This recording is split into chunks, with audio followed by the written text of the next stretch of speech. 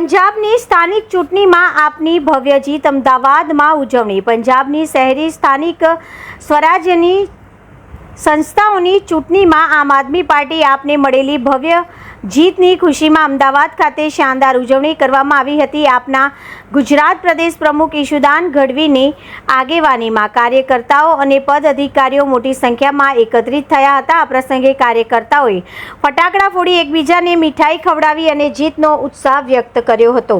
હેડ office Gujarat મનોમંથન નાઈ. બિલકુલ, આમ આદમી પાર્ટીની પત્રકાર પરિષદમાં આપ સૌ પત્રકાર મિત્રોનું ખૂબ ખૂબ સ્વાગત છે.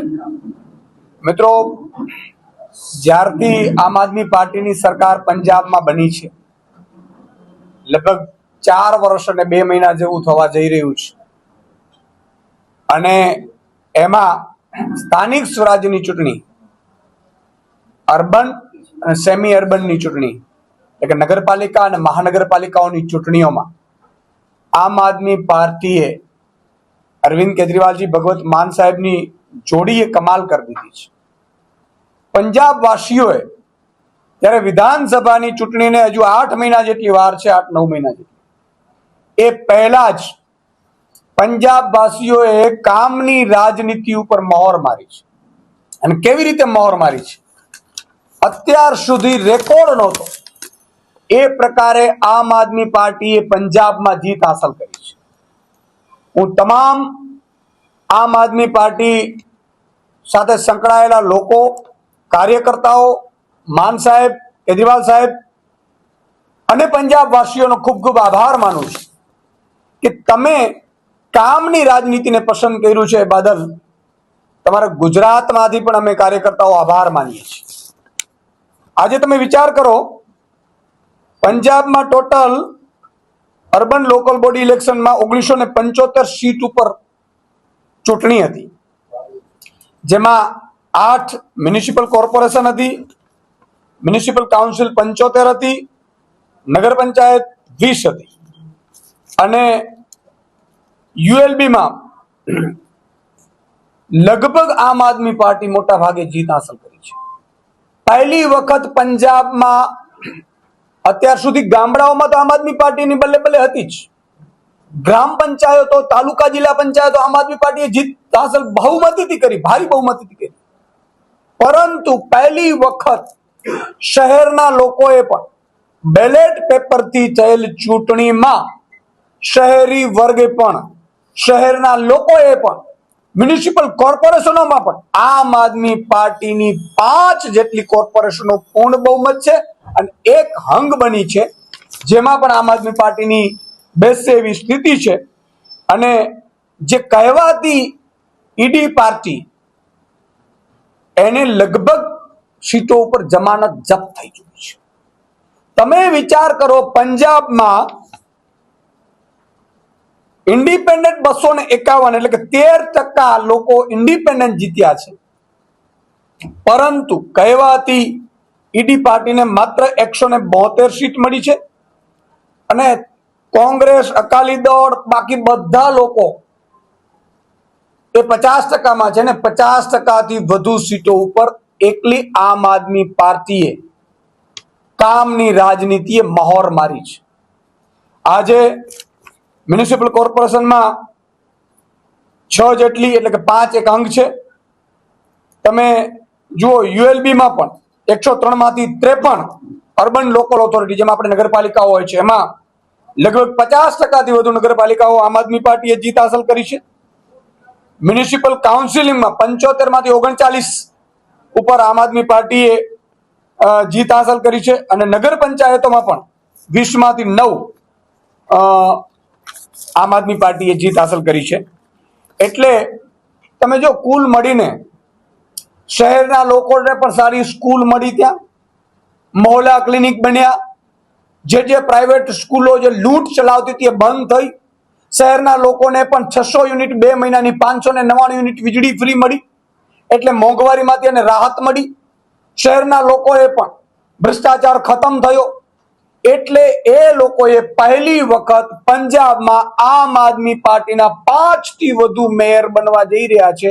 આ પહેલી વખત થઈ રહ્યું છે.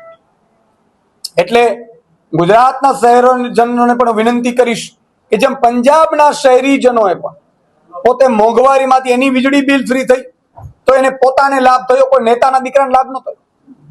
એમણે સ્કૂલ સારી બની તો તમે જેમ આપણે અમદાવાદ, વડોદરા, સુરત, રાજકોટમાં લાખ લાખ રૂપિયા ફી ભરીએ છીએ, અત્યારે પંજાબમાં શહેરોમાં સ્કૂલો સારી બનવા માંડી અને સારી સારી ઇંગ્લિશ મીડિયમથી માંડીને તમામ સ્કૂલો છે એ સારી બની એટલે એમની ફી બચવા માંડી અને એટલા માટે એ લોકોએ આમ આદમી પાર્ટીને પસંદ કરી હતી. એમણે કામ બતાવ્યું અને ફરીથી આમ આદમી પાર્ટીને પસંદ કરી છે શહેરી વર્ગે.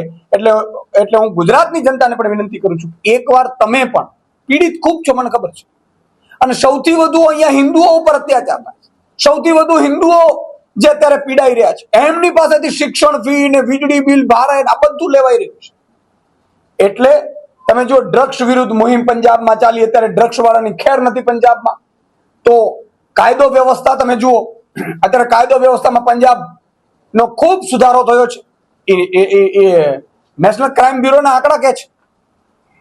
એટલે કાયદો વ્યવસ્થાની વાત હોય, સુરક્ષાની વાત હોય, સરહદ રાજ્ય છે એની સુરક્ષાની વાત હોય, ટુરિસ્ટની વાત હોય, આ બધામાં પંજાબમાં આમ આદમી પાર્ટીએ 4 વર્ષમાં જે કામ કર્યું છે એ પિછલી સરકારોએ 80 વર્ષમાં નથી કરી શકી.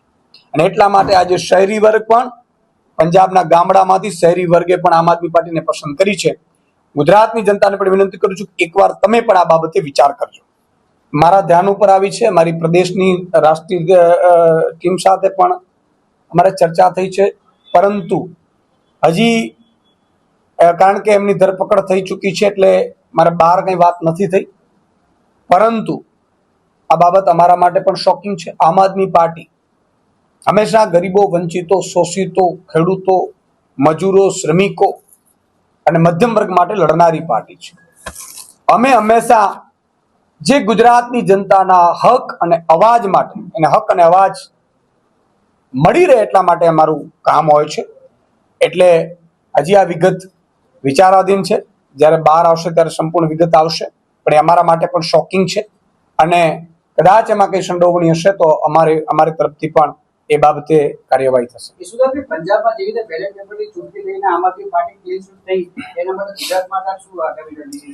બિલકુલ, હું તો એવું માનું છું, જો પંજાબમાં આમ આદમી પાર્ટીએ બેલેટ પેપરથી ચૂંટણી કરી, શું કામ? તો કે લોકો એવું માન્યું છે કે ભાઈ કદાચ ઈવીએમ છે, ઇલેક્ટ્રોનિક મશીન છે, મોબાઈલ હેક થઈ શકે છે, તો કદાચ લોકોને શંકા છે. આવું હશે નહીં, ચૂંટણી પંચ ના પાડે છે, પણ લોકોને શંકા છે તો આમ આદમી પાર્ટીએ બેલેટ પેપરથી ચૂંટણી કરી અને લગભગ આમ લોકોએ ઉત્સાહપૂર્વક મતદાન કર્યું. અને તમે જુઓ, આમ આદમી પાર્ટીએ બેલેટ પેપર પરથી ચૂંટણી થયેલી એટલે આમ આદમી પાર્ટીને 50%થી વધુ સીટો હાંસલ થઈ છે. એક બાજુ 50% બધા છે, એમાં 13% તો ઇન્ડિપેન્ડન્ટ છે અને ઇન્ડિપેન્ડન્ટ પણ મોટા ભાગે આમ આદમી પાર્ટીના સપોર્ટેડ છે. તો બીજી બાજુ તમે જુઓ, ગુજરાતમાં પણ તમે દર 5 વ્યક્તિ એકવાર તમે કોકને પૂછજો તો એ લોકો એવું માને છે કે ભાઈ બેલેટ પેપરથી ચૂંટણી થવી જોઈએ, આખા દેશમાં થવી જોઈએ ચૂંટણી. તો લોકો ઉત્સાહપૂર્વક ચૂંટણીઓ કરાવવા પણ ઘણા લોકો એવું માને છે કે ભાઈ ઈવીએમ છે એટલે અમે નથી કરતા, એવું પણ છે. તો લોકતંત્રને મજબૂત બનાવવું તો લોકો કહે, લોકોની માંગ શું છે, લોકોની લાગણી શું છે, એ પ્રમાણે જો થાય તો વધારે સારું. ગુજરાતમાં પણ હું તો એમ કહું છું કે બેલેટ પેપરથી ચૂંટણી કરવી જોઈએ.